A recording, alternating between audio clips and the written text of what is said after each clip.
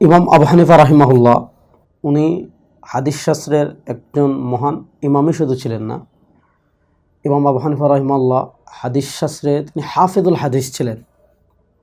হাদিস শাস্ত্রের আলাদা একটা লকব আছে।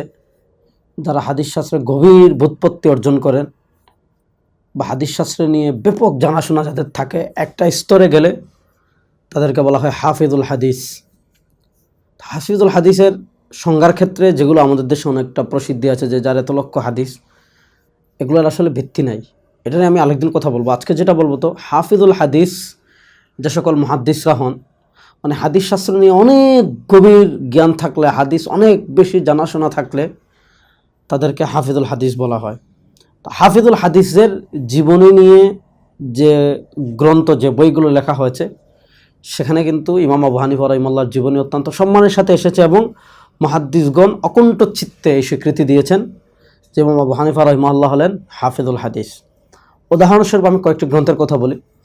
ইমাম শামসুদ্দিন আয-যাহাবী রহমতুল্লাহ আলাইহি, তার কথা কিন্তু আমরা সবাই জানি।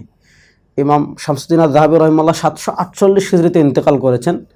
ইমাম শামসুদ্দিন আয-যাহাবী রহিমাহুল্লাহ তিনি হাফিজুল হাদিস যারা ছিলেন তাদের জীবনী নিয়ে কিতাব লিখেছেন, তাযকিরাতুল হুফাজ। তো সেখানে তিনি ইমাম আবু হানিফা রাহিমাহুল্লাহর জীবনী অত্যন্ত সম্মানের সাথে এনেছেন এবং ইমাম যাহাবী রাহিমাহুল্লাহর মতে ইমাম আবু হানিফা রাহিমাহুল্লাহ হাফিজুল হাদিস ছিলেন। এবং ইমাম যাহাবী রাহিমাহুল্লাহ তাযকিরাতুল হুফাজ ইমাম আবু হানিফা রাহিমাহুল্লাহ সংক্রান্ত যে আলোচনাটা করেছেন, সেটা পরবর্তীতে মানাকিবু আবি হানিফা ও সাহিবাহি নামে আলাদা করেও ছেপে আসছে। ইমাম জালালউদ্দিন সুয়ুতী রাহিমাহুল্লাহর কথা আমরা বলতে পারি। ইমাম জালালউদ্দিন সুয়ুতী রাহিমাহুল্লাহ ইন্তেকাল করেছেন 911 হিজরিতে।